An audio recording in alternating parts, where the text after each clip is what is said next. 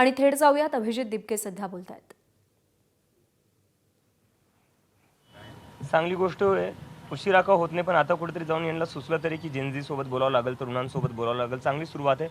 पण मला असं वाटतं की तरुण लोकांनी तरुणांसोबत बोललं तर जास्त चांगलं होईल.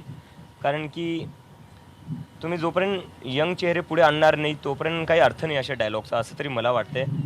तुम्ही बोला, त्याच्यात काही हरकत नाही, चांगली स्टेप आहे. पण नवीन लोकांना पुढे आणा, नवीन चेहरे पुढे आणा, ते जास्त बेटर होईल.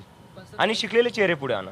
सहसंघचालक आहेत अतुल लिमे, त्यांचं भाषण झालं कार्यक्रमात. त्यांनी हे आंदोलन देशविरोधी ठरवले, संविधान विरोधी ठरवले. मला वाटतं ज्या लोकांनी गांधींची हत्या केली, ज्या लोकांनी आंबेडकरांचा विरोध केला आयुष्यभर, त्या लोकांनी आम्हाला संविधानावर लेक्चर देऊ नये.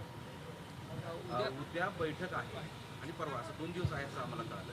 त्याचं बैठकीचं स्वरूप कसं आहे आणि कोण कोण येणार आहे, किती जण येणार आहेत ते आम्हाला. बैठकीमध्ये आमचं जे आहे, जो आमचं जंतर मंतरचं आंदोलन झालं, त्या आंदोलनामधून काय शिकायला भेटलं आणि पुढे जाऊन काय काय चांगल्या प्रकारे करता येईल त्याचं आम्ही डिस्कशन करू. आणि पुढे जाऊन संघटन आम्हाला कसं देशभर वाढवण्यात येईल त्याच्यावर डिस्कशन होणार आहे. आणि पुढे एकूणच कॉक्रोच जनता पार्टीचा रोडमॅप काय असणार आहे त्याच्यावर आमचं डिस्कशन असणार आहे. किती दिवस बैठक असणार आहे? 2 दिवस. किती सदस्य आहेत? आमचे जेवढेही स्पोक्सपर्सन आहेत ते येणार आहेत आणि बैठक 2 दिवस चालणार आहे. 6 तारखेला आम्ही ब्रीफिंग करू आमच्या जे काही बैठकीमध्ये ठरेल. दिल्लीमध्ये तुमच्या विरोधात फैजान अन्सारी नावाच्या इन्फ्लुएन्सने जे आहे तर तक्रार FIR केलेली आहे. त्यांचं बोलणं हे आहे की पुण्यात आणि औरंगाबादमध्ये तुमच्या माणसाकडून त्याला मारहाण झालेली आहे. मला माहिती नाही तो कोण, so I won't comment on that. मला माहितीच नाही, मी काय बोलू. ही तक्रार तुमच्या विरोधात होती. तक्रार आता माझ्या विरोधात भरपूर होतील. आता मी प्रत्येक तक्रारीवर काय बोलू मी. तुमच्या येण्याच्या पूर्वी सुद्धा त्यांनी छत्रपती संभाजीनगरच्या CP ऑफिसमध्ये आता येण्याच्या आधीच मी त्याला कसं काय मारलं मग? मला वाटतं पब्लिसिटीसाठी करतायत, अजून काही नाही. G20च्या संदर्भामध्ये आम आदमी पार्टी आज दिल्लीमध्ये आंदोलन करते, तर तुमचा त्याला पाठिंबा आहे का आणि भूमिका काय या ज्या नाही, E20वर मला वाटतं बऱ्याचशा लोकांनी बोललेलं आहे आणि E20 हा खूपच मोठा मुद्दा बनलेला आहे देशात. बऱ्याचशा लोकांनी म्हणजे बिझनेसमॅन किंवा असं नाही, त्यांनी E20चा मुद्दा उचलला आहे, आम आदमी पक्षाने उचलला आहे. आणि आम्हाला आमच्या पेजेसवरही मेसेजेस येत आहे की तुम्ही E20वर बोला. तर E20वर जे आहे, जे काही आंदोलनं होतील त्याला आमचा पाठिंबा आहे. हे म्हणजे काय एका पक्षाचा मुद्दा नाही, एका पक्षाचा मुद्दा आहे म्हणून तसं नाही म्हणत आहे आम्ही. पण E20वर जेन्युइनली लोकांना इश्यू आहे त्या गोष्टीवर.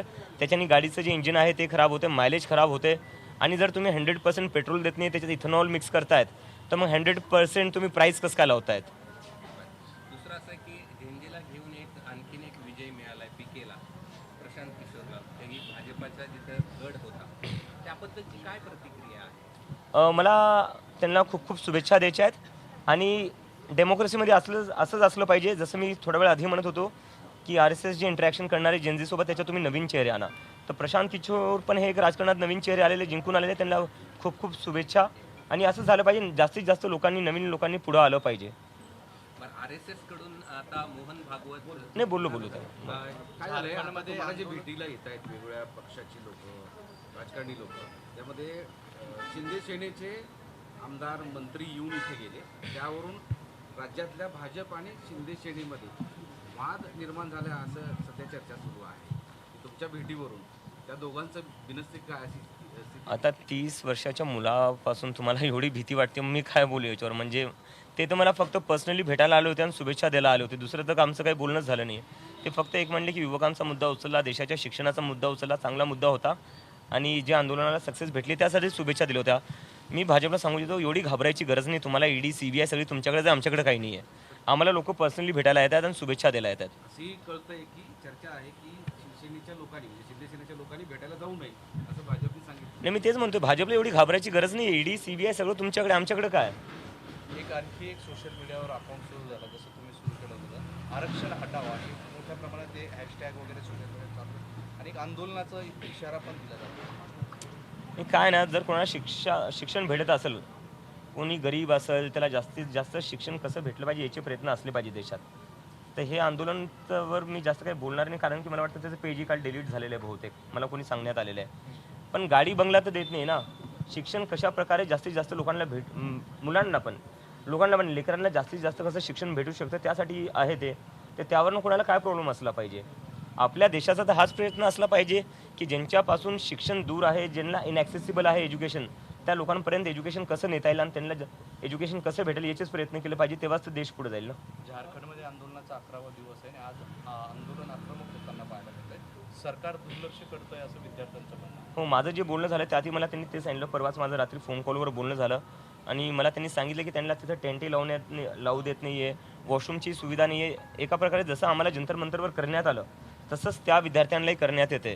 तर मी त्या विद्यार्थ्यांना सांगितलं की कॉकरोच जनता पार्टी पूर्णपणे त्यांच्याबरोबर आहे आणि त्यांच्या आंदोलनाला मजबूत करण्यासाठी जे काही करता येईल ते आम्ही करू आणि त्याच्या जे काही डिमांड्स आहेत त्यांचं आम्ही पूर्णपणे समर्थन करतो. अरे यार, नहीं अभी रहने दो. नहीं. खाली एक मोहन भागवत अरे नहीं, बहुत लंबा होगा. खाली मोहन भागवत के सब अभी मोहन भागवत